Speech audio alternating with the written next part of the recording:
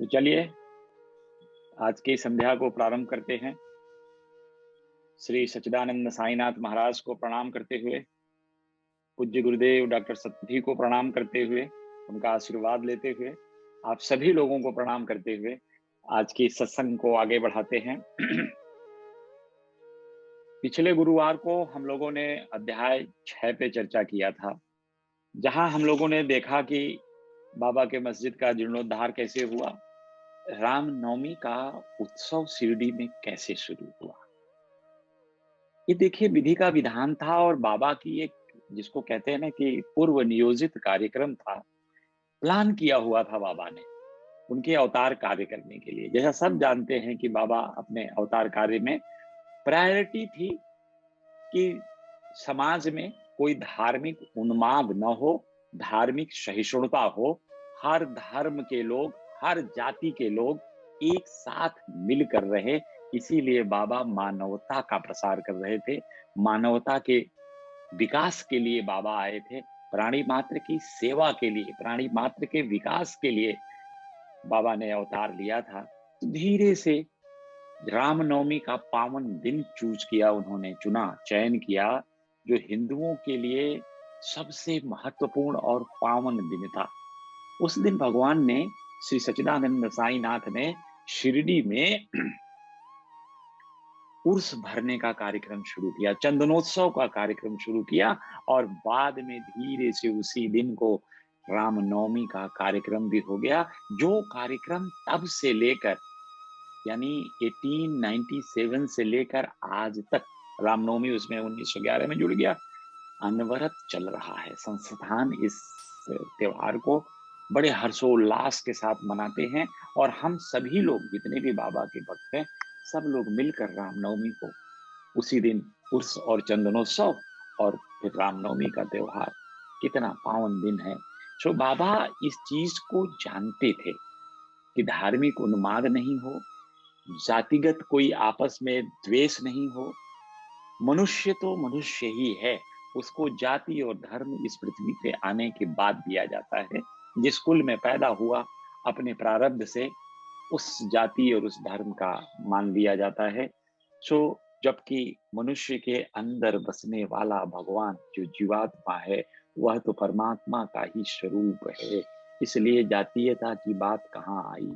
सो इन सब चीजों को बाबा ने बहुत पहले ही एड्रेस किया और उन पे यही कहते रहे कि हम मनुष्य हैं, एक दूसरे की सेवा के लिए तत्पर रहना चाहिए। मनुष्य मात्र की नहीं, बाबा ने तो प्राणी मात्र की सेवा के लिए उत्तरित है। तो चलिए इसी कथा को और थोड़ा आगे बढ़ाते हुए आज अध्याय 7 में चलते हैं।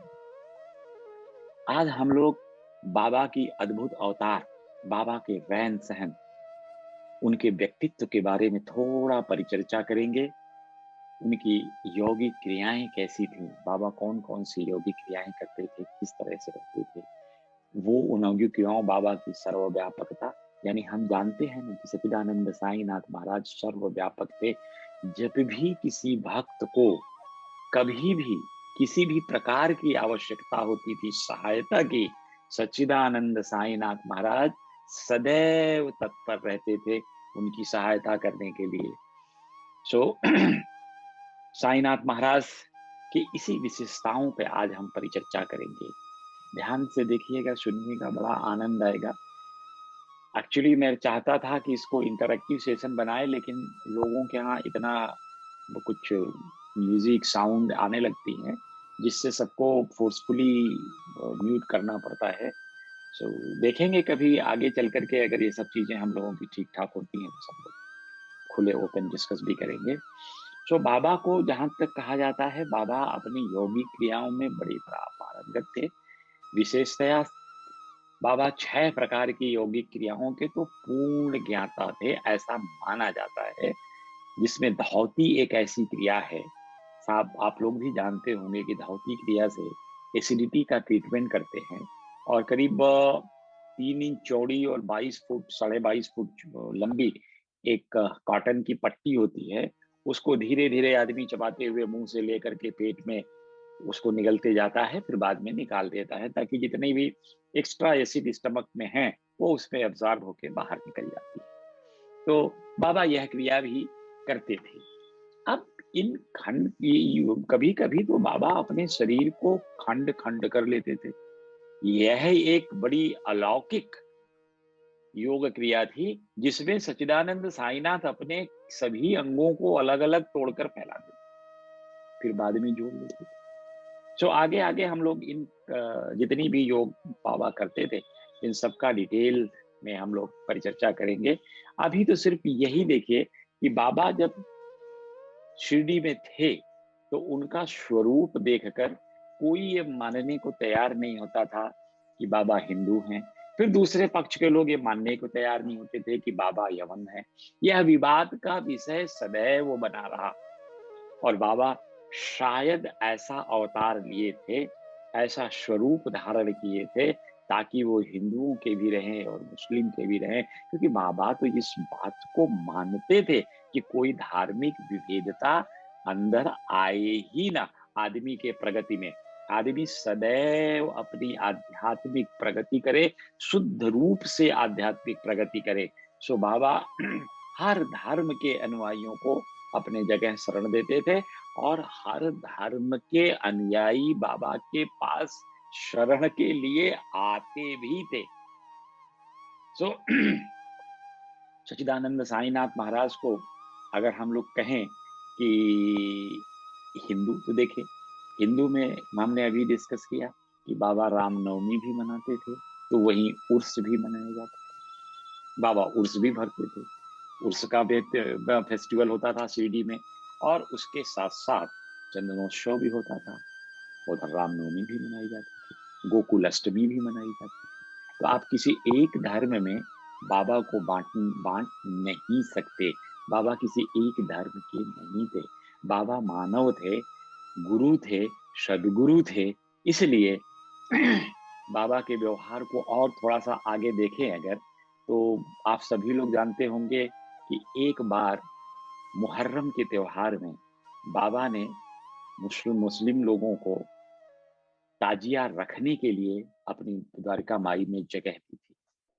लेकिन 5 दिन के बाद बाबा ने उनको वह सिर्फ वहां से उठा लेने के लिए बोला, और लोगों ने बिना कोई प्रश्न किए वह ताजिया वहां से उठा लिया। आप जानते हैं कि ये मुहर्रम और ताजिया क्यों मनाया जाता है? मुहर्रम समझने के लिए, ये ताजिया का उत्सव जानने के लिए मैं आपको थोड़ा सा इसका बैकग्राउंड दे दूं कि मुहर्रम क्यों मनाया जाता है, मुहर्रम है क्या। एक्चुअली जैसा हम सभी जानते हैं कि इस्लाम धर्म के संस्थापक थे पैगंबर मोहम्मद साहब। उनके वंशज आगे जब और आगे बढ़े, उनके नाती आए, उस समय इराक में शासन था अजीद का, एक यजीद खलीफा पैटर्न चलता था। तो पैगंबर साहब के बेटे हुसैन साहब को खलीफा मानने से यजीद ने मना कर दिया, और पैगंबर ये हुसैन साहब जो उनके नाती थे, उन्होंने यजीद को पैगंबर मानने से मना कर दिया, क्योंकि वो लोग व्यभिचारी थे, इस्लाम का गलत इंटरप्रिटेशन करते थे। तो इसलिए ये भी उनको नहीं माने। हुआ ये कि हुसैन साहब को धोखे से वहां बुलाया गया। कुफा एक जगह है इराक का कि यहाँ आप कुफा की यात्रा करें, यहाँ आए, हम लोग बात करें और बातचीत से इस मामले को सलटा लें कि खलीफा कौन रहेगा। खैर, इसी समय हुसैन साहब पहले मक्का गए। वहां उनको ये डर हुआ कि कहीं उनकी हत्या न कर दी जाए, इसलिए बिना मक्का के पूरा कार्यक्रम किए वो कुफा के तरफ चले गए। तो करबला एक जगह है गुफा के पास, वहां पे उनको रोका गया। दूसरी तरफ इनकी अजीज की सीरिया, जो आज की तारीख करबला, जो आज सीरिया जिस जो है ना, वो करबला थी। तो वो यजीद के लोग उनको वहीं पे रोक दिए करबला में। और देखिए कैसा उस समय अत्याचार हुसैन साहब के ऊपर हुआ कि इनके पास कुछ 72 परिवार के सदस्य थे और सैनिक भी थे। ये लोग मिलने गए थे, लेकिन वहां इनके जो करबला के पास से नहर गुजरती थी जिससे ये लोग पानी पीते थे, उस नहर को ही ब्लॉक कर दिया गया ताकि इनको पानी न मिले। अब हुसैन साहब बहुत तकलीफ में आए। उन्होंने बहुत मिन्नत की कि भाई हमें बच्चों को, परिवार को पानी तो दे दो। उसके एवज़ में हुआ ये कि लोगों ने सोचा था कि शायद हुसैन साहब उनकी बात मान जाएँगे, पर ये भगवान परवरदिगार के सहारे थे, इन्होंने इनकी बात नहीं मानी। लिहाज़ा अगले दिन युद्ध निश्चित हुआ और ये दिन था मुहर्रम महीने का 10वां दिन। जब पैगंबर साहब आए थे, मोहम्मद साहब, तो उन्होंने हिजरी सन शुरू किया था और उनकी ये तीसरी जनरेशन थी। हिजरी सन जब शुरू हुआ था, सो वो हिजरी सन का 61वां वर्ष था और जो मुहर्रम होता है, यह एक महीना है। ये पहला महीना हिजरी का। जैसे हम लोग इंग्लिश में कैसे कहते हैं जनवरी, फरवरी, मार्च, तो जनवरी इज़ द फर्स्ट मंथ, तो अकॉर्डिंगली ये हिजरी सन का मुहर्रम भी पहला महीना और बड़ा ही पाक, पवित्र महीना माना जाता है। इसके 10वें दिन को ये रोज़ाए अशूरा, मतलब उस दिन जो रोज़ा रखते हैं, उसको रोज़ाए अशूरा कहते हैं और इसी दिन हुसैन साहब का लड़ाई में इनको वीरगति प्राप्त हुई थी, इनकी हत्या कर दी गई थी और इसी दुःख को मनाने के लिए आज भी लोग मुहर्रम महीने के 10वें दिन को मुहर्रम एक शोक के रूप में मनाते हैं। तो ये थी मुहर्रम की छोटी-सी। तो अब हम इसमें ताज़िया बनाते हैं। ताज़िया मतलब हुसैन साहब के मकबरे का एक दृश्य बनाते हैं, मान के चलते हैं। तो उस ताज़िया में कि हम हुसैन साहब के मकबरे से लेकर के उनको दफ़न करने के लिए जा रहे हैं। सो इस तरह का मकबरा जो बना कर के लोग बाग पूजा पाठ करते हैं, जो अपने-अपने धार्मिक रीति हैं, उसपे के उसकी डिटेल्स में मैं नहीं जाना चाहूँगा। सो इसमें ताज़िया जो बनता है, वो ताज़िया बाबा ने द्वारिका माई में 5 दिन तक रखने के लिए कहे। कभी-कभी भोजन के लिए जब बाबा बुलाते थे, ईद-उद के भोजन पे या कुछ ऐसे भी विशेष ओकेज़न पे, सो अगर कोई इस्लाम का को मानने वाला व्यक्ति भोजन पर आमंत्रित है, तो सच्चिदानंद साईनाथ महाराज उससे पहले कुरान का पाठ कराते थे और कुरान का पाठ करा करके तब उसको भोजन कराते। सो ये बाबा की बड़ी विशेषता रही। हिंदू, मुस्लिम दोनों संप्रदाय को बड़े प्रेम से बाबा मानते थे और ऐसा कहते थे कि कोई मनुष्य में विभेद नहीं होना चाहिए। देखिए, अगर हम बाबा को मुसलमान कह लें, तो बाबा के कान छिदे हुए थे। तो कान छिदाने का प्रक्रिया, जो संस्कार है, वो तो हिंदुओं का है, लेकिन बाबा ने कराया था, तो हम इस तरह से उनको हिंदू कह सकते थे। लेकिन बाबा सुनता कराने के भी पक्ष में थे, जो मुसलमानों का पक्ष है। सो ऐसा कई बार ये प्रश्न आता है मन में कि बाबा को हम हिंदू कहें कि मुस्लिम कहें। हिंदू कहो तो बाबा मस्जिद में निवास करते थे, द्वारका माई का नाम दे रखा था। और मुस्लिम कहने वाले कहो कि मस्जिद में रह रहे हैं, मुस्लिम हैं, तो बाबा वहाँ धुनीमा जला रखे थे, आग प्रज्वलित होती थी, धुनी जलती थी, जो शुद्ध हिंदुओं का काम है इस्लाम के विरुद्ध। जैसे बहुत से ऐसे और कर्म जो इस्लाम में वर्जित हैं, शंख, घंटनाद, होम हवन करना, तो ये सब चीजें भी बाबा अपने मस्जिद में द्वारका माई में किया करते थे। अन्नदान किया करते थे, अर्घ द्वारा पूजन पाठ सदैव किया करते थे। अब ऐसा सोच के कोई ये कह दे कि नहीं, बाबा यवन थे, तो कुलीन से कुलीन ब्राह्मण भी जब द्वारिका माई में जाते थे, तो अपने नियमों का उल्लंघन करके श्री साईं के चरणों में गिरते थे। ऐसी थी बाबा की व्यक्तित्व। कभी भी जो लोग जिस तरह के प्रश्न लेकर गए, वो प्रश्न ही उनको विस्मृत हो गया। वह भूल गए कि वो शिरडी में बाबा के सामने कैसे क्या करने आए थे। इतना जो बाबा का दैदीप्यमान स्वरूप था और उनकी आभा थी, जो उनका अट्रैक्शन था, उसमें जाते ही व्यक्ति अपने आप को भूल जाता था। तो ये विशेषता थी शिरडी साईनाथ महाराज पर सदगुरु श्री साईनाथ महाराज की, इतनी क्षमता थी उनमें। अब ये देखें कि अगर बाबा को हिंदू कहें, मुसलमान कहें, ये बड़ा विवाद का विषय रहा। सदैव आपस में ये लोग करते रहे, क्योंकि बाबा के जन्म के बारे में प्रामाणिक रूप से कुछ भी पता नहीं है। सो खैर, हम तो इतना ही जानते हैं कि जिसने अपने इंद्रिय सुखों को तिलांजलि देकर भगवत शरण ग्रहण कर लिया, वह भगवान का व्यक्ति हो गया, वह भगवान हो गया, भगवान स्वरूप सद्गुरु सच्चिदानंद साईनाथ। जब भगवत स्वरूप में आप आ गए, तो अब जब ईश्वर से अभिन्नता आपकी हो गई, तो काहे का आपका धर्म, काहे का आपकी जाति। गोस्वामी तुलसीदास जी ने कहा कि जाति पाति पूछे नहीं कोई, हरि को भजे सो हरि का होई। भगवान के शरण में आने के बाद ये जातीय बंधन खत्म हो जाते हैं। आत्मा की शुद्धता के साथ आप पर ब्रह्म परमेश्वर के साथ जुड़ने की प्रक्रिया में जब आगे चलते हो, तो आप अपने जाति संप्रदाय से अलग उठ जाते हो। और यही चीज होती थी कई बार सचरित्र में, कई खंड में, जितनी ट्रांसलेशंस हुई हैं कई लैंग्वेज में, यह लिखा है कि सच्चिदानंद साईनाथ महाराज तो प्राणी और मनुष्य में कोई जातीय भेदभाव और कोई किसी तरह का जानवर, इस तरह से भी कोई भेदभाव नहीं करते। ऐसा लिखा गया है, कहा गया है कि बाबा आमिष भोजन के साथ जब फकीर बैठते थे, तो उनके साथ पंगत में बैठते हैं। कुछ एक दो शास्त्रों में, कुछ एक विद्वानों ने लिखा कि बाबा इनका सेवन भी करते थे।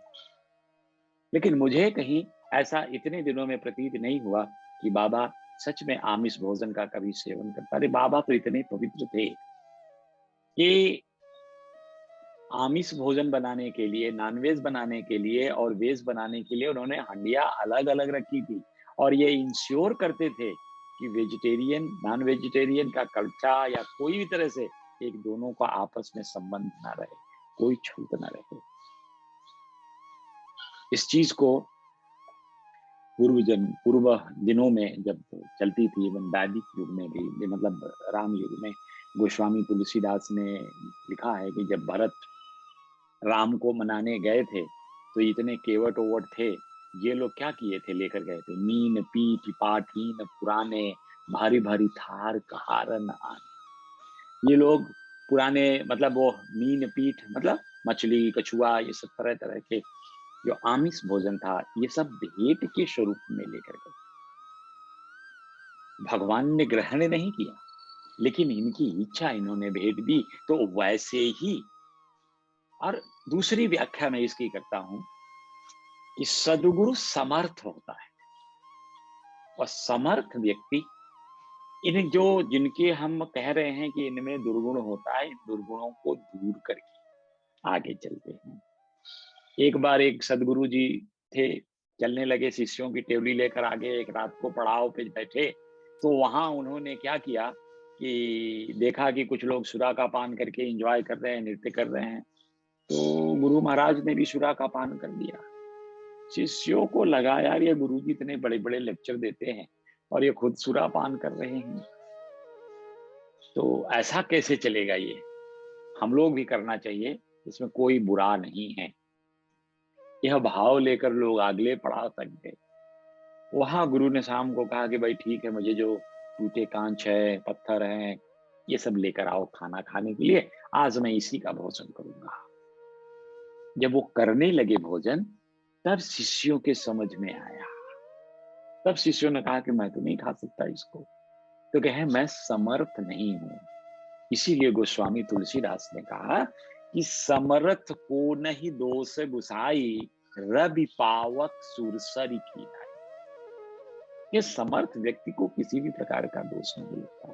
जैसे रवि सूर्य है, सूर्य के प्रकाश की गर्मी से कितने लोग भी मर जाए, सन स्ट्रोक हो जाए, कोई सूर्य को गाली देने या सूर्य के दोष को नहीं देखता कि सूर्य ने ऐसा किया, उसको कोई दोष नहीं लगता, समर्थ है वो। रवि पावक, आग में कैसे भी आप जल जाओ, कितनी भी भयंकर विनाश हो जाए, आग की वजह से आग लग जाए, लोग विनाश के किनारे पहुंच जाए, तो भी कोई परेशानी नहीं, आग को कोई गाली नहीं देता। बाढ़ सुरसरी, गंगा का बाढ़ आया, गांव के गांव बाढ़ में बह गए, पर फिर भी किसी ने ये नहीं कहा कि गंगा ने इतने लोगों को नुकसान पहुंचाया, बर्बाद किया। क्यों? कि गंगा का वह सामर्थ्य है, अग्नि की वो सामर्थ्य है, वो सूर्य का वह सामर्थ्य है। इसी तरह से समर्थ सद्गुरु होते हैं। हम अपनी छोटी बुद्धि से उनमें दोष ढूंढने का प्रयास करते हैं, जो निरर्थक है और गलत है। अपने गुरु में जो व्यक्ति दोष ढूंढने का प्रयास करे, वो काहे का गुरु मार्गी है, वो काहे का शिष्य है। गुरु जब तक आपने जिसको नहीं माना है, तब तक आप जो चाहे वो दोस्त छान के ढूंढिए गुरु को। लेकिन जब गुरु मान लिया और गुरु के साथ आपके आत्मीय संबंध हो गए, तो फिर तो गुरु के श्री चरण ही आपको मोक्ष प्रदायक दिखने चाहिए। उनके चरणों के प्रताप से ही आपका जीवन चलना चाहिए। फिर कोई और दूसरी चीज अपने गुरु के बारे में सोचना भी महापाप है। तो इसलिए यह कुछ लोगों ने ऐसा कहा, यहां तक भी था कि बाबा तो जब खाना खा रहे होते तो कोई कुत्ता आया, उनकी थाली में से एक मुंह मारा और एक रोटी लेकर भाग गया, बाबा उसको भी मारा नहीं। तो इतने बाबा दयालु कृपालु थे सच्चिदानंद साईनाथ महाराज, ये उनकी विशेषता थी। सो इसीलिए हम लोग कहते हैं सच्चिदानंद साईनाथ महाराज का एक अद्भुत अवतार है। और इसीलिए शायद आज श्री सच्चिदानंद साईनाथ महाराज विश्वव्यापी सदगुरु हैं। विश्व में चारों तरफ उनका यशगान हो रहा है, उनके फॉलोअर्स बढ़ रहे हैं, लोग उनके दिखाए रास्ते पर चलकर अपना जीवन सफल बना रहे हैं। और हम लोगों का भी यही कर्तव्य है कि बाबा के दिखाए रास्ते पर चलकर हम लोग अपने जीवन को सफल बना लें, क्योंकि मनुष्य जीवन दोबारा नहीं मिलना। इस जीवन में हमें भगवान ने बुद्धि और विवेक दिया है, और इस बुद्धि और विवेक का उपयोग करके हमें अपने मोक्ष प्राप्ति के रास्ते पे आगे निकल चलना है, जो हमारे सच्चिदानंद साईनाथ महाराज रास्ते। कृष्ण भी कहते हैं, सर्वधर्म परित्याज्यम मामेकम शरणं व्रज, अहम त्वां सर्व पापेभ्यो मोक्षयिष्यामि मा शुचः। तो मेरे पास आ जाओ, मैं तुम्हें तुम्हारे पापों से मुक्ति देकर मोक्ष प्रदान कर दूंगा। श्री भगवान के शरण में जब आ रहे हैं, शिरडी साईनाथ के शरण में जब आ रहे हैं, तो अपने जीवन को मुक्त होने के लिए, जीवन मुक्त होने के लिए हमें प्रयास करना चाहिए। तो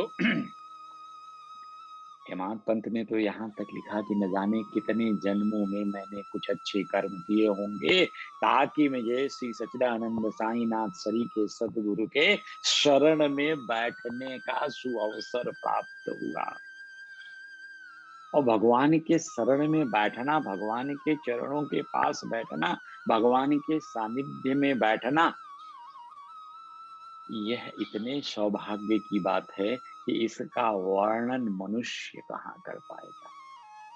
वर्णन करना बड़ा मुश्किल काम है। जो सुख आपको सदगुरु के शरण में बैठकर मिलता है, जब कभी गुरु जी मिलते हैं, गुरु जी के पास आधे घंटे, 10, 1 घंटे, 15 मिनट, जो भी समय मिलता है उनके साथ बैठने का, उनके चरणों में, वो सुख का वर्णन सही में शब्दों में नहीं किया जा सकता। वही हेमंत पंत को भी लग रहा है। हेमंत पंत ने भी कहा कि मैं भगवान के चरणों में जो सानिध्य मिला, उसका वर्णन, उस सुख का वर्णन करने में अपने आप को असमर्थ पा रहा हूं। भगवान अखंड सच्चिदानंद, इनका भगवान का बखान कौन करता है? वेद ईश्वर के बारे में लिखते लिखते सारे वेद थक गए, उपनिषद थक गए, ब्राह्मण्स थक गए, अब पुराण थक गए, फिर भी भगवान की चरित्र का व्याख्या नहीं किया जा सका। सो ये मनुष्य, हम इतनी छोटी सी अल्प ज्ञान से भगवान के पास बैठने का और उनके गुणों का वर्णन कहाँ तक कर पाएंगे? वो बड़ी, अब सच्चिदानंद साईनाथ से हम सीख जरूर सकते थे।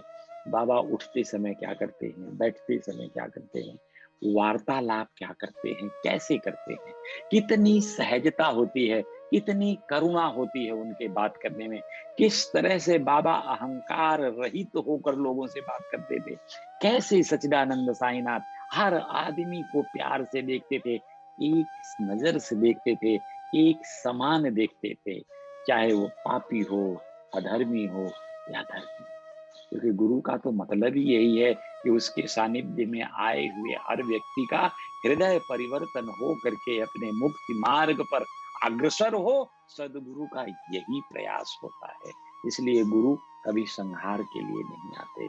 गुरु सदैव आपके हृदय में सुधार के लिए आते हैं।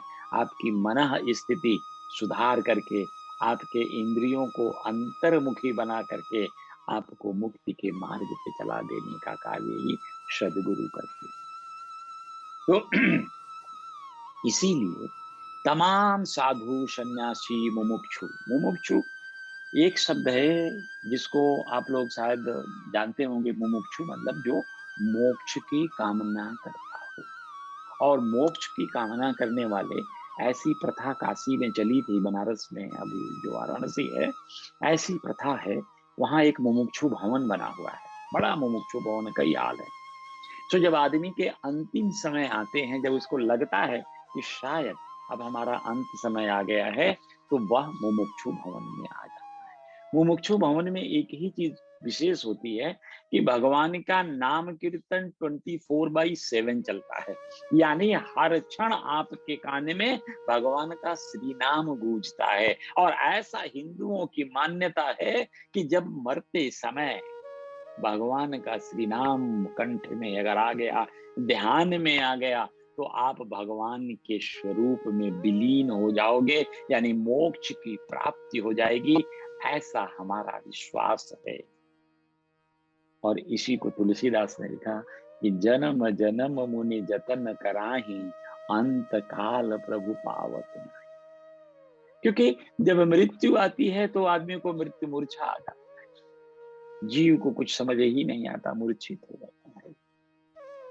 भगवान का नाम श्रवण करने की क्षमता चली गई, क्योंकि श्रवण कर रहा है इसी शरीर से, जो इसकी इंद्रियां हैं उससे श्रवण कर रहा है। और मूर्छित अवस्था में सारी इंद्रियां ठप।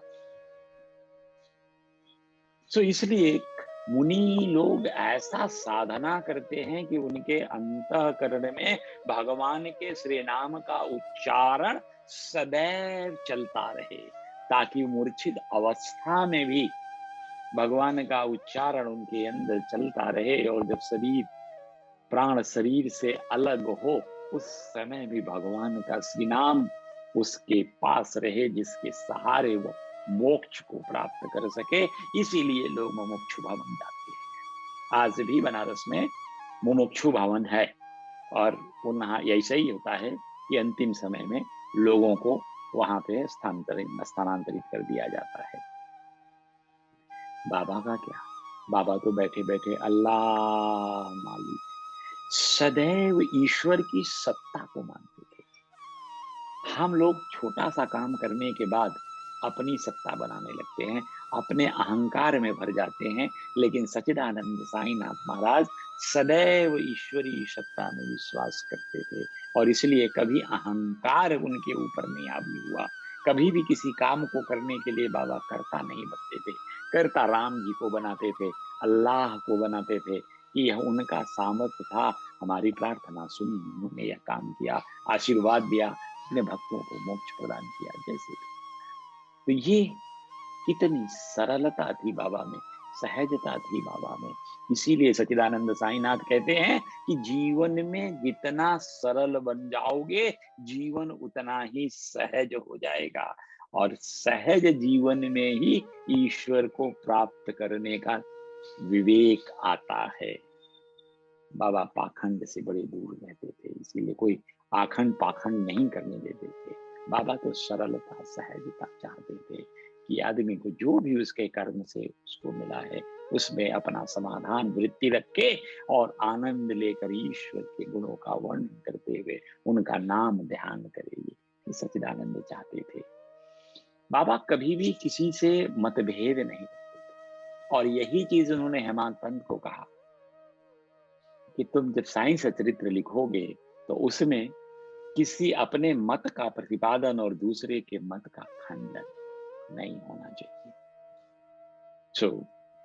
एक चीज तो था कि बाबा, हम लोग पिछली बार भी देखे थे कि बाबा कई कई ओकेजन पे क्रोधित हो जाते थे। और इनके क्रोधित होने का कारण एक ही है, जो हम लोग समझते हैं कि उस व्यवस्था में जो ऑर्गेनाइज, जो काम ऑर्गेनाइज किया जा रहा है, उसमें कोई व्यवधान ना आए, तो व्यवधानों के ऊपर बाबा क्रोधित होकर उन्हें हटा देते थे रास्ते से, ताकि जो भी कार्यक्रम होता था बिल्कुल अच्छे से शांतिपूर्वक ईश्वरमय होकर के संपन्न होता था। बाबा सदैव वेदांत की शिक्षा देते थे। वेदांत का मतलब समझ रहे हैं? जो वेदों के सीरीज का अंत वाले ग्रंथ हैं, यानी उपनिषद। हर वेद के एक दो उपनिषद हैं, ऐसे तो बहुत उपनिषद हैं, पर हर वेदों के कुछ कुछ मुख्य उपनिषद हैं जिनमें वेदों के गूढ़ तत्वों की व्याख्या की गई है। ब्राह्मण्स ग्रंथ लिखे गए। ब्राह्मण्स क्या होते हैं? हर वेदों के भी ब्राह्मण्स होते हैं, यानी उस वेद का जो पद्य रूप था उसको गद्य रूप में उसका एक्सप्लेनेशन ब्राह्मण्स में लिखे गए। तो बाबा वेदांत का यानी उपनिषदों के बारे में, उनकी शिक्षाओं के बारे में, जैसे मुंडकोश उपनिषद, ईशो उपनिषद के बारे में तो साईं सचरित्र में ही लिखा है, ये बात आएगी। तो बाबा की ऐसी लीला।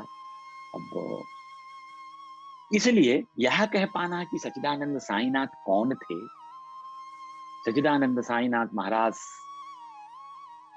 हिंदू थे, मुसलमान थे, इन तरह की चीजों में, फालतू की चीजों में पड़ना नहीं चाहिए। हम तो ना वेजिटेरियन नॉन वेजिटेरियन के किसी विशेषता में, विशेष विवाद में फंसना चाहिए। इतना ही जान लीजिए कि आप भी एक जीव है, जिसको खाना है वह भी एक जीव है। कहीं लिखा है जीवः जीवस्य आहार, और कहीं कहीं ये कहा जाता है कि जब इस जीव को भी जीने का अधिकार है, हम उसको खाते हैं, तो जिस दिन आपके हृदय में ऐसी भाव आ जाएगी, जब आप ये मान लोगे कि मैं भी एक जीव उसी परब्रह्म परमेश्वर का अंश हूं, और जिसको मैं काटने जा रहा हूं, खाने मारने जा रहा हूं, वह भी एक परब्रह्म परमेश्वर का ही अंश है, यह भावना जिस दिन आ जाएगी आप नहीं खाओगे। अन्यथा जब तक जैसे चल रहा है, इसमें कोई विभेद नहीं, कोई मतभेद नहीं, कोई संशय नहीं। जो जैसा जीवन जी रहा है, अपने विचारों की शुद्धता रखे। खान पान की शुद्धता अपने आप हो जाएगी यदि आपके विचार शुद्ध हैं तो अपने विचारों में शुद्धता रखें। सच्चिदानंद साईनाथ महाराज यही कहा करते थे। बाबा तो ज्ञानावतार थे, लेकिन आपने देखा कि ज्ञानावतार होने के बाद भी आपके सामने ऐसा प्रेम से बैठते बैठते थे बाबा, ऐसे बात करते थे कि जैसे लगता था इनको तो कुछ पता ही नहीं है। ऐसे घुल मिलकर गांव वालों से बात करते थे। सच्चिदानंद साईनाथ दूसरे लोगों की, हर भक्त की, आने वाले को उसके पोशाक से नहीं, उसके वैभव से नहीं, उसकी आदर सत्कार उसके आत्मीय रूप से करते थे। उसको हर व्यक्ति का आदर सत्कार बाबा शिरडी में करते थे। शरीरधारी तो थे सच्चिदानंद साईनाथ महाराज, लेकिन ईश्वर के तरह रहते थे। ईश्वरीयता झलकती थी उनके कामों में। अब ऐसे ही सच्चिदानंद साईनाथ महाराज सिर्फ कहीं कुछ ऐसा ही नहीं कि एक मस्जिद में रह रहे हैं, द्वारिका माई में रह रहे हैं, कुछ खास काम कर रहे हैं, कुछ नहीं कर रहे। अरे बाबा तो जो शिरडी में दूसरी मंदिर भी थी ना, जैसे आप लोग जाते होंगे दर्शन के लिए तो देखते हैं वो मारुति मंदिर है, शनि मंदिर है, गणपति मंदिर है, शंकर भगवान की मंदिर है। इन सभी मंदिरों का जीर्णोद्धार सच्चिदानंद साईनाथ महाराज ने तात्या पाटिल से कराया था। बाबा सबके सर्वधर्म समभाव की परिभाषा से चलते थे। सबको यही कहते थे। फकीर दिन भर जो दान दक्षिणा मिलता था, उस समय बहुत पैसे बाबा को मिलते थे। उन पैसों को बाबा शाम को अपने भक्तों में बांट करके फिर इससे फकीर बन जाते थे। यह इतनी विशेषता थी। हम तो 2 पैसे कमा लेते हैं तो उस पैसे के साथ ऐसा लगाव होता है कि मैं मिट जाऊं, मेरा पैसा ना मिटे, मेरी संपत्ति ना मिटे, उसको बचाने के लिए भले ही हम मिट जाएं। लेकिन यहाँ बाबा क्या था? बाबा को उस पे कर्ता का भाव नहीं था, अर्जन का भाव नहीं था। बाबा इस संपत्ति को ईश्वर की संपत्ति और ईश्वर के बच्चों के बीच में बांट दिया करते थे। एक बयाजी कोटे, बस बाबा का एक काम रहता था, यह ध्यान रखना कि इस पैसे का दुरुपयोग ना हो, इसका सदुपयोग हो सदैव। किसी को 10 रुपए, किसी को 5 रुपए, किसी किसी को तो 50 रुपए तक भी दे दिया करते थे। यू कैन इमेजिन उस समय 50 रुपए कितनी बड़ी चीज है, 10 रुपए कितनी बड़ी चीज होती थी।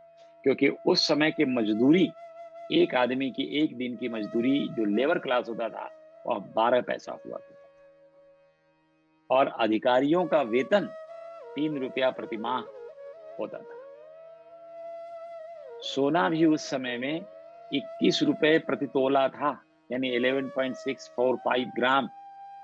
सो आप अंदाज लगाइए कि ऐसी परिस्थिति में बाबा को जो नित्य प्रतिदिन इतने पैसे मिलते थे और इन पैसों को ऐसे ऐसे दान करते थे, 10 रुपए, 20 रुपए, 50 रुपए तक स्वेच्छा पूर्वक बाबा वितरण करते थे। कुछ लोग तो जबरदस्ती अपने बच्चों को बाबा के फोन में भेजते कि किसी तरह से बाबा से पैसे आ जाए। बाबा देते थे, सबको देते थे। यही बाबा की विशेषता थी। जिंदगी भर बाबा ने अपने भक्तों का कल्याण किया, जितने दिन भी बाबा रहे। जो भी भक्त जैसी भी इच्छा लेकर के बाबा के पास गया, बाबा ने सदैव उसकी मन की इच्छा, उसकी मुराद को पूरी की। जो मांगा उसको देने का प्रयास किया। कि सच्चिदानंद यही कहते थे कि तुम कैसे भी मेरे पास आओ, पर आओ, तुम मेरे पास जैसे ही आओगे इसके प्रभाव से, तुम द्वारिका माई के प्रभाव से तुम बुरे कर्म छोड़कर धीरे धीरे धीरे धीरे अच्छे पथ पे अपने आप अग्रसर हो जाओ। इसीलिए हम कहते हैं कि जब बुरे ख्यालात आए, क्रोध आए, आपके मन में कुछ दूसरी तरह की भावना आए, भगवान का नाम ज्ञान प्रारंभ कर दीजिए। यह एक ऐसा अस्त्र है कि आपको गलत रास्ते से उठा करके सही रास्ते पर ले आएगा। आपका क्रोध शांत हो जाएगा, आपके अंदर आने वाला अहंकार शांत हो जाएगा। कल युगे नाम आधार, कल युग में भगवान का नाम लेना ही सबसे बड़ी भक्ति है। ध्यान पूर्वक भगवान का भजन कीर्तन करना ही भक्ति है। नौविधा भक्ति में विश्रवणम कीर्तनम दर्पणम अर्चनम दास्यम शाक्यम आत्म निवेदनम। ये सब भगवान की अर्चना के, भगवान के भक्ति की विधि है। उसमें भगवान का नाम स्मरण करना, श्रवणम कीर्तनम। सो इस तरह से जो लोग भी जिस भी भाव से गए, लंगड़ा गया, पंगुता नष्ट हो गई। आप सब जानते हैं उस जमाने में बाबा ने कितने लंगड़ों को ठीक किया होगा कि नाना साहब चांदोरकर ने काका साहब दीक्षित सरीखे आदमी को अपना लंगड़ा पर दूर करने के लिए बाबा के पास भेजा। लेकिन वो तो मिलन किस जन्म से बाबा से था, ऐसे गुरु शिष्य का मिलन तो बिरला ही कभी देखने को मिलती है। काका साहब दीक्षित पार एक्सीलेंस, डिवोटी, बाबा के भक्तों में सर्वोपरि। सो बाबा क्या ऐसा वैशिष्टता थी। अच्छा, ये भी नहीं था कि बाबा नित्य प्रतिदिन स्नान करते थे। आप सब देखते हैं कि बाबा एक कफनी पहनते थे, बाबा साफा बांध देते थे सर पे, और भक्तों के साथ बैठ करके धुनी माई के सामने बैठ करके आग सेकने का काम, भक्तों के कल्याण करने के लिए काम, यही नित्य प्रतिदिन बाबा शिरडी में बैठकर किया करते थे। सच्चिदानंद साईनाथ की ऐसी विशेषता। अपने जीवन काल में बाबा ने कभी किसी के को तकलीफ नहीं दिया। एक और गुण बाबा का था, शुरुआती दिनों में बाबा वैद्य का भी काम किया। तो सच्चिदानंद साईनाथ को जो पहले पहले उनकी ख्याति फैली, एक अच्छा वैद्य के रूप में फैली कि बाबा सच्चिदानंद चिकित्सकीय कार्य भी अच्छे से करते हैं। तो इनको रोगियों का निदान करने के लिए तरह तरह के रोगी अपने कष्ट को लेकर के, पहले तो भौतिक कष्टों को लेकर के आते थे कि मेरी ये किसी को बुखार है, खांसी है, पैर दर्द है, कौन तकलीफ है, उस तरह की चीजों को लेकर के बाबा के पास आने लगे। फिर बाद में मानसिक पंगुता दूर करने के लिए लोग बाबा के पास आने लगे, और बाबा का तो मोक्ष धाम बन गया द्वारिका माई। धीरे धीरे जब सब लोग अपने मन में व्याप्त शंकाओं को दूर करने के लिए सच्चिदानंद के पास आने लगे, तो बाबा बड़ा योग्य चिकित्सक थे। एक छोटा सा और बड़ी विलक्षण चिकित्सा थी बाबा की। ऐसा भी मत समझिए कि बुखार आएगा तो हम पैरासीटामोल की गोली देंगे, ऐसा भी नहीं था। बाबा को जो मिला उठा के दे दिया। वो तो उनकी कृपा ही काम करती थी ना। आप ऐसे देखिए कि एक भक्त थे बाला साहब डेंगले जी। एक बार इनके आंख में सूजन हो गई, लाल हो गया बिल्कुल, बहुत दर्द करने लगी, बड़ा परेशान रहने लगी। अब सीटी गांव में डॉक्टर कहाँ इतने डॉक्टर, ले दे के कुलकर्णी साहब। सो ऐसे जब उनको तकलीफ हुई तो लोग लेकर के आए बाबा के पास। कि बाबा देखिए ना डेंगले साहब की आँख कैसी फूल गई है। अच्छा आप बताइए, जब आँख में ऐसी कोई विपत्ति आती है, तो आप क्या करोगे? कोई सुरमा लगाओगे, कोई अंजन लगाओगे या कोई आई ड्रॉप डालोगे? लोग गाँव में उस ज़माने में गाय का देसी घी भी लगाते थे। आप बाबा का देखिए, बाबा ने क्या किया, इनकी तो एकदम बिल्कुल भिलवा पिसवा दिया, ज़हर ही होता है वो। भिलवा को पिसवा दिया। ऐसे सामान्य आदमी जो आजकल का हम लोग अपने से अगर भिलवा को अपने आँख पे लग गई, तो आँख चली जाएगी। और भक्त की भी देखिए, देख रहा है कि भिलवा पीस कर मेरे आँखों पे लगाने जा रहा है, उसकी भी श्रद्धा। सच्चिदानंद साईनाथ में पूर्ण विश्वास, और विश्वास नहीं होता तो भिलवा कभी नहीं लगाता। बाबा ने भिलवा पीस करके 2 गोलियां बनाई, दोनों आँखों के ऊपर रखकर बांध दिया पट्टी से। अगले दिन बाबा ने जब वो अगले दिन बुलाया, अगले दिन वो जब फिर आए, तो उनकी आँखों पे पानी डाल के पट्टी खोल करके थोड़ा पानी डाला, बोला आँख खोलो। उनकी आँखों बिल्कुल निरोग हो गई थी, आँखों से लालीपन चला गया था, सूजन चला गया था, तो सब कुछ। तो ये भगवान की ये सच्चिदानंद साईनाथ महाराज की बड़ी विलक्षण चिकित्सा पद्धति थी। इसके बारे में हम लोग बहुत ढेर सारा डिस्कशन करेंगे, बाबा के ने कैसे कुछ खास-खास रोगों को कैसे दूर किया, कौन-कौन प्रसिद्ध-प्रसिद्ध लोग थे जिनके रोगों को बाबा ने दूर किया। तो अब आगे के अध्यायों में इस पे चर्चा होगी, जब अध्याय आएँगे, तब इसके बारे में हम लोग चर्चा करते हैं। अब हम लोग उठाते हैं बाबा की सचरित्र में अगले में है कि बाबा की यौगिक क्रियाएँ। जैसा हमने आपको बहुत पहले बताया कि बाबा बहुत से यौगिक क्रियाएँ करते थे, जिसमें धौती क्रिया थी। तो धौती क्रिया के बारे में हमने आपको बताया कि बाबा पहले तो काम क्या करते थे कि अपनी आंतों को निकाल लेते थे मुँह से बाहर, उसको धो-धा के पेड़ पर डाल देते थे थोड़ी देर सूखने के लिए, और सूखने के बाद उसको फिर अंदर डाल देते। इस चीज़ को साक्ष्य देने के लिए उस समय शिरडी गाँव के बहुत से बुजुर्ग लोग थे, जिन्होंने कहा कि यस, मैंने देखा है बाबा को उनकी आँतें धोते हुए और आंतों इंटेस्टाइन को धो करके बाबा को सुखाते हुए। उस समय लोगों ने देखा था।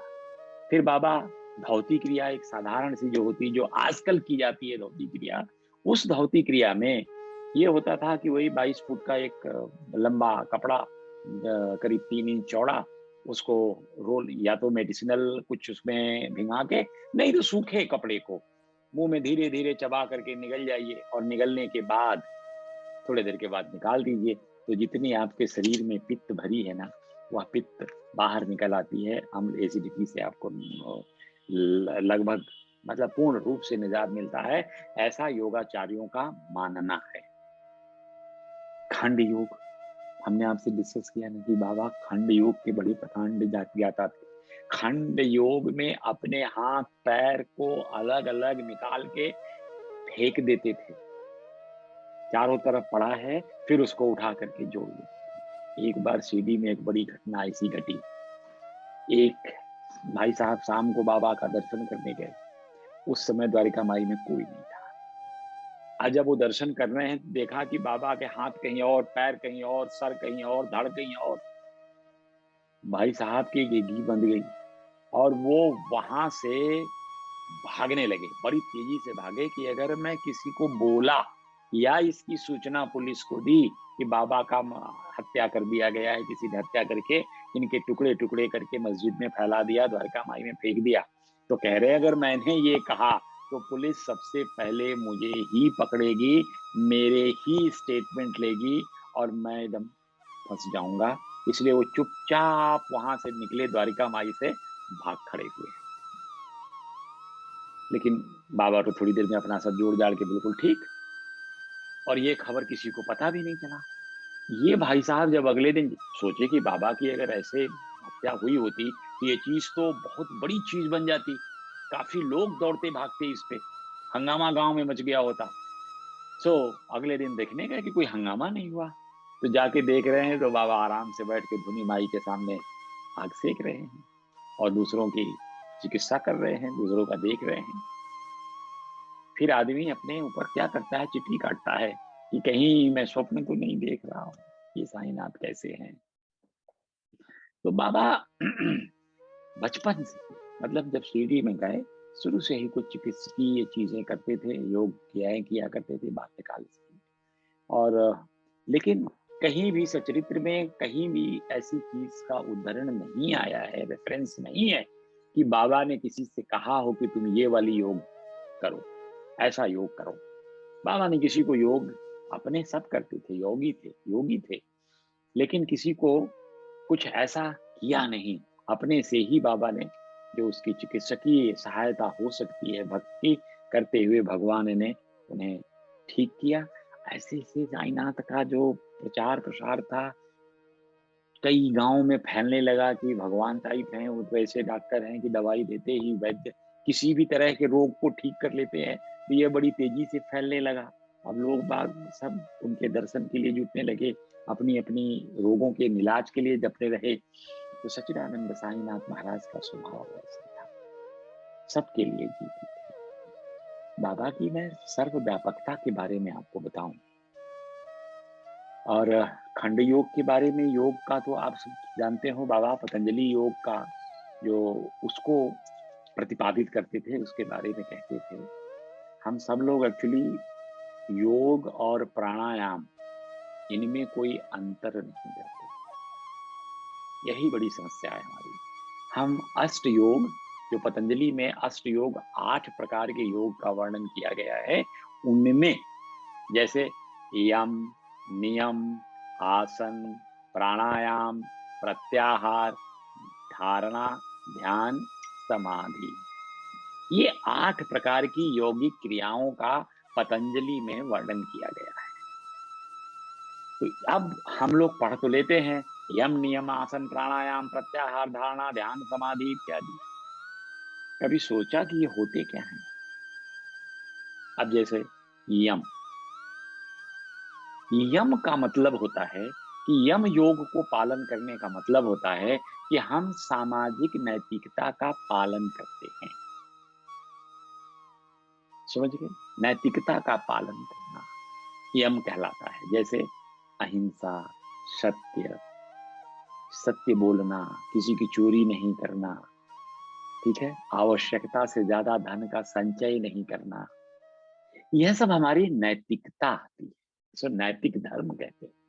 तो यम का पालन करने का मतलब आप नैतिकता के नियमों का पालन कर रहे हैं। ये छोटा योग नहीं है, आप कभी करके देखिए इसको, कि आप सत्य और हिंसा के रास्ते पे चले, दूसरों की सेवा के रास्ते पे चले, ब्रह्मचर्य, आवश्यकता से अधिक धन न संचय करने के रास्ते पे चले।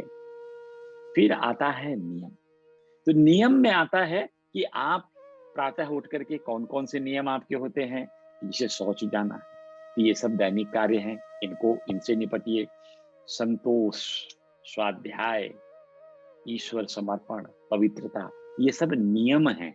हम इनका पालन करके कहेंगे अष्ट योग का दूसरा योग, यानी नियम का हम पालन कर रहे हैं।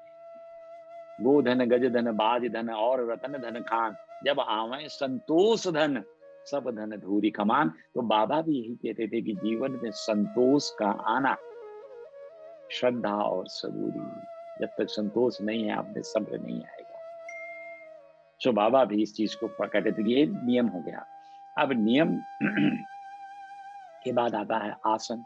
आसन में योगासन हम लोग करते हैं, जैसे जो कई योगासन होते हैं, ताड़ासन है, तो इस तरह के आसन में योगासन आते हैं, जिसको हम योग कहते हैं। प्राणायाम श्वास की प्रक्रिया है, श्वास को नियमित करने की प्रक्रिया है। जो 5 तरह के प्राणायाम होते हैं, आप सभी लोग जानते हैं। और उसके बाद आती है प्रत्याहार, योग का 5वां पद्धति प्रत्याहार। प्रत्याहार का मतलब समझ रहे हैं कि हम अपने इंद्रियों को अंतर्मुखी बना लें, यानी बाहर के चीजों से मोह छोड़ना, मोह त्यागना, जिसको हम त्याग की भावना भी कह सकते हैं।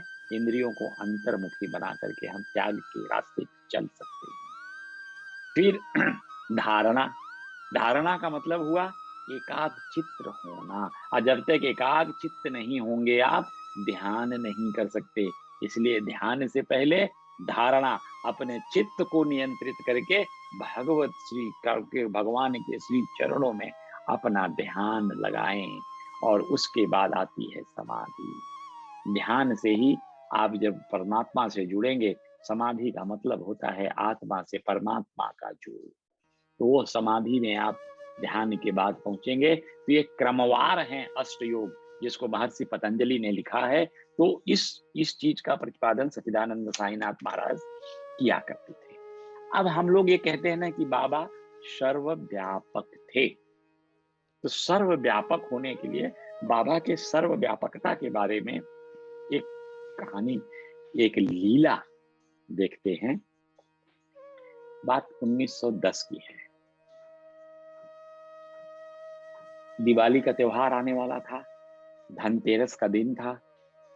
सो हर आदमी दिवाली मनाने के लिए सोचता है, घर की सफाई उफाई करता है, और जो छोटे मोटे बच्चे काम है उनको खत्म करके दिवाली के त्योहार में लगना चाहता है।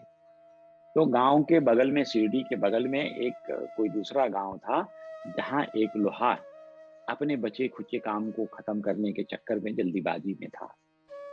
अब हुआ क्या कि वो होता है ना कि भांति आप लोगों ने देखा होगा कि जिससे हवा करते हुए कोयले पे हवा आती है, और कोयला गर्म होके लोहे को गर्म करते हैं, फिर लोहे के को पीट पीट कर लोहार अपने हिसाब से उसको आकृति में बना लेता है, चाहे जो भी बनाना हो वैसा बनाता है।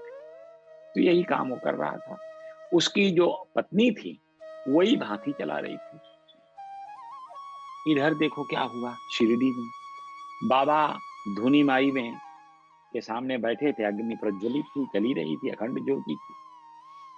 सो बाबा उसमें लकड़ियां समय समय पर डालते जाते थे, बात भी कर रहे थे और लकड़ी उठा के डालते भी रहते थे। एक बार श्यामा देख रहे हैं कि बाबा ने लकड़ी की जगह अपना हाथ ही डाल दिया धुनी में, और बाबा का हाथ बुरी तरह से जला। श्यामा वहीं बगल में बैठे थे। श्यामा ने बाबा को खींचा पीछे, कह रहे देवा ये क्या कर दिया आपने, ऐसा क्यों किया देवा, आपने अपना हाथ ही जला दिया ऐसा। श्यामा बाबा को पूछने लगे, बाबा प्रेम बस।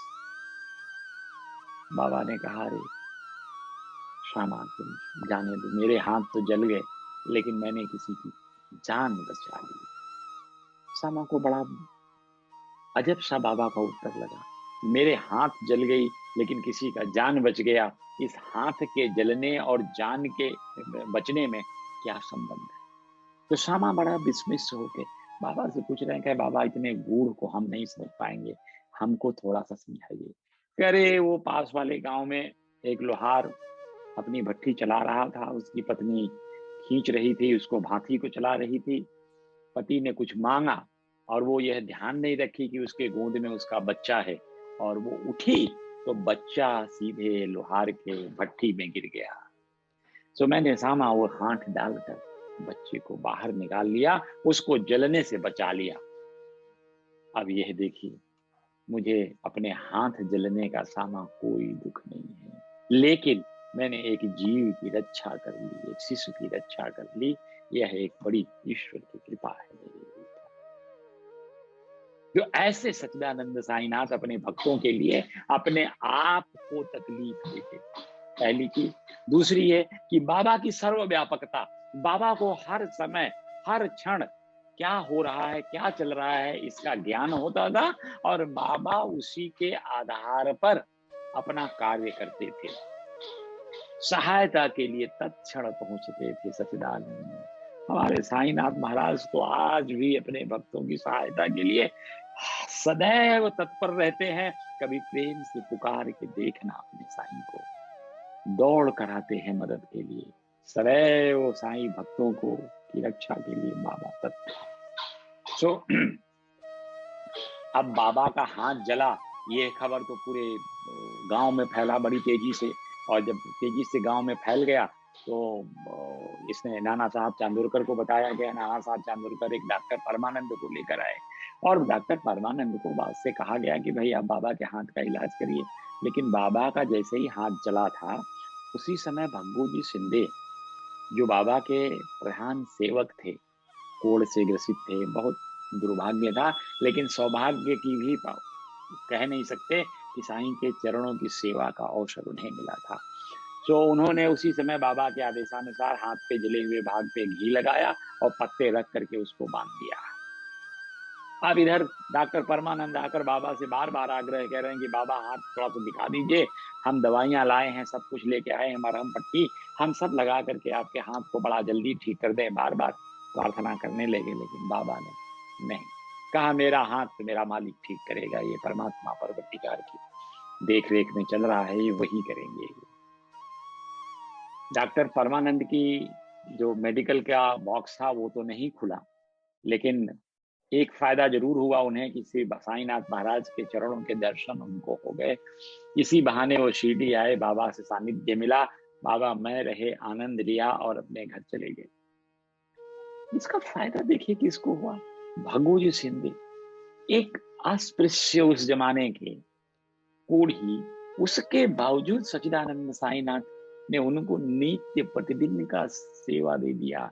बाबा का हाथ तो थोड़े दिन में ठीक हो गया था, बात 1910 की है। बाबा ने समाधि ली 1918 में, लेकिन 1910 से लेकर के 1918 तक नित्य प्रतिदिन का यह कार्य था कि सुबह उठ करके घी से उस हाथ में ठीक होने के बाद भी मालिश होना और पत्ते रख करके उस पे बांध देना। यह भग्गूजी शिंदे का नित्य प्रतिदिन का काम ही था। भग्गूजी शिंदे जैसा भाग्यशाली कौन कि जब बाबा लेंडी बाग जाते थे, तो बाबा को लेंडी बाग जाते समय दे उनके ऊपर छत्र लगाते थे। ऐसे फोटो में आप लोगों ने कई जगह देखा होगा। कितने पुण्य कर्म होंगे उनके, पाप तो जो रहे होंगे उसकी वजह से उन्हें जो तकलीफ शारीरिक हुई हुई, लेकिन सच्चिदानंद साईनाथ के सानिध्य से उन्हें काहे की शारीरिक तकलीफ, ऐसा आनंद बाबा की सेवा में उनको मिला कि बाबा ने सुख दुख सब कुछ बाबा को ही निस्वार्थ मान। देखने में तो बाहर के दृष्टि से भग्गूजी शिंदे बड़ा दुर्भाग्यशाली लोग थे, लेकिन अगर अंतर से देखा जाए, एक भक्त की हैसियत से देखा जाए, तो उनसे अच्छा भाग्य किसका, शिंदे जी से। तो बड़े भाग्यशाली थे। और सच्चिदानंद साईनाथ महाराज यही नहीं कि किसी का बाबा ने किसी को मदद कर दी और वो तकलीफ अपने ऊपर ले ली। ऐसा गुरुजी के साथ भी होता है। कभी समय मिलेगा तो गुरुजी की भी लीलाओं के बारे में हम लोग छोटा-मोटा चर्चा जैसे भी थोड़ी-थोड़ी करते रहेंगे। गुरुजी भी ऐसा करते रहे हैं, अपने भक्तों का दुःख अपने ऊपर ले लेते हैं। तो एक बार ये खापर्डे साहब को आप सब लोग जानते हैं, पत्नी सहित शिरडी में बैठे थे, आए थे। उनके बच्चे को बुखार हुआ। अब बुखार हुआ, सो सब माँ-बाप घबरा गए क्योंकि उन दिनों प्लेग फैलता था। प्लेग होता था, बुखार जोर से आता था, उसके बाद गिल्टी निकल आती थी, उसके बाद फिर शमशान यात्रा की तैयारी। यह सीरीज था प्लेग होने के बाद से। सो आदमी बड़ा भयभीत हो जाता था, तो माँ-बाप थे, ये भी बड़े भयभीत हुए। तो मिसेस जो खापर्डे थी, वो अपने घर वापस जाना चाहती थी कि मैं थोड़ा अमरावती वापस जाऊँ। सो उन्होंने बाबा से आज्ञा लेने के लिए गईं। तो बाबा ने उन्हें कहा कि अरे! बाबा तो सदैव मिस्टिक वर्ड्स में बोलते थे, रिप्लाई गूढ़ शब्दों में देते थे। आकाश में बहुत बादल छाए हुए हैं, उनके हटते आकाश पूर्ववत स्वच्छ हो जाएगा। आप इससे क्या समझेंगे? मतलब बाबा ने ये कह दिया कि आकाश में बहुत सी चीजें संकट क्षणिक है, मतलब बादल है, हट जाएगा, आकाश साफ हो जाएगा। मतलब माँ, यह संकट जो बुखार का है, यह क्षणिक है, जैसे आया है वैसे ही चला जाएगा। और तुरंत ही बाबा ने अपनी कफनी को ऊपर उठाया और कमर के ऊपर 4 प्लेग के गोले की तरह सुपारी के समान गांठें दिखाई। तो ये सच्चिदानंद साईनाथ की विशेषता थी, अपने भक्तों पे कितनी रहम करते थे, कितनी कृपा करते थे, उनका कष्ट अपने ऊपर ले लेते थे। ये साईनाथ की विशेषता है, विशिष्टता है। ऐसे सदगुरु को पाकर कौन सा भक्त धन्य नहीं हो जाएगा। और बाबा की सर्वज्ञता का एक और उदाहरण आपको देता हूँ। अभी 2 मिनट है हमारे पास। सो एक बार नाना साहब चांदोरकर को सब लोग जानते हैं कि बाबा के अनन्य भक्तों में से एक थे। तो नाना साहब चांदोरकर जी का खानदेश से के जो मामलतदार थे, तो वहाँ से उनका ट्रांसफर पंढरपुर हो गया और तुरंत उनको ज्वाइनिंग के लिए जाना था। अब नाना साहब चांदोरकर बिना अपने भगवान का दर्शन किए पंढरपुर कहाँ से चले जाएं? उनके पंढरीनाथ तो शिरडी में रहते थे। तो उन्होंने अपना तुरंत घर पर यार तैयार कराया, ट्रेन में बैठ गए सामान वामान लेकर के कि चलते हैं वाया शिरडी, हम पंढरपुर को चले जाएंगे। अब बाबा के नमस्कार करने के बिना, बाबा को नमस्कार करने के लिए शिरडी में आ रहे थे सब तैयारी करके। अब सर्वज्ञ साईनाथ, उनको मालूम हो गया कि उनका भक्त शिरडी में उनको मिलने आ रहा है। तो वहां पे उस समय 3-4 लोग जो भक्त बाबा के साथ बैठे थे, उसमें से महालसापति थे, अप्पा शिंदे थे, काशीराम जी थे। तो इन लोगों के साथ बाबा बैठे-बैठे कह रहे हैं, "अरे चलो, अब हम लोग एक भजन करते हैं उनके विट्ठल भगवान की।" लो भाई, पंढरपुर की भजन करते हैं। बाबा कह रहे हैं कि उनका वो है ना कि पंढरपुरला जायांचे जायांचे, तिघेच मचला राहांचे राहांचे, तिघेच मचला राहांचे राह, घर ते मैया रायांचे रायांचे। तो बाबा ऐसा भजन गाने लगे, सब लोग पीछे पीछे भजन गाने लगे, यानी पूरा माहौल पंढरपुर में हो गया। इसका अर्थ यही होता है कि बाबा कह रहे हैं कि पंढरपुर के द्वार खुले हैं, आओ हम सब लोग मिल करके, हमें पंढरपुर जाना है, वहीं रहना है, हमारे भगवान का निवास स्थान है। ऐसा इस मराठी में शब्द का अर्थ है। सो कि मेरे ईश्वर का घर है। भक्तगण उससे दोहरा रहे थे, आनंद में लगता था पंढरीनाथ। सब लोग पंढरपुर में बैठकर भगवान के भजन कर रहे हैं। उसी समय में नाना साहब चांदोरकर शिरडी में पधारते हैं बाबा के दर्शनार्थ। जाकर के बाबा का दर्शन करते हैं, उनके पांव पे गिरते हैं, बाबा का आशीर्वाद लेते हैं, उनको बताते हैं कि बाबा मेरा ट्रांसफर वहां हो गया है, वहां ज्वाइन करने जा रहा हूँ, मुझे आशीर्वाद दीजिए। बाबा ने आशीर्वाद दिया।